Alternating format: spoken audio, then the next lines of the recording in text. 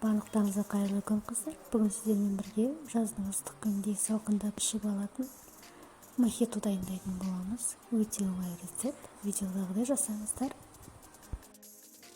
Ең алдымен жуып тазаланған лимон мен лаймымызды осылай дөңгелекшелеп турап аламыз да графинімізге саламыз және жақсылап жуылған мятамызды да саламыз.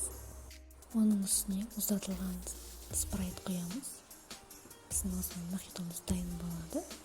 Қалауыңыз бойынша мұз салсаңыздар да болады.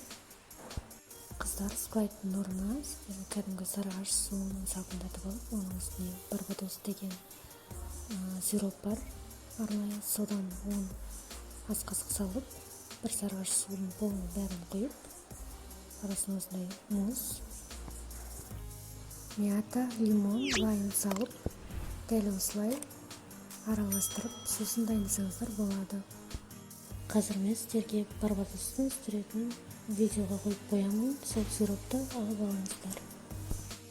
Менің каналыма жазылуды ұмытпаңыз қыздар.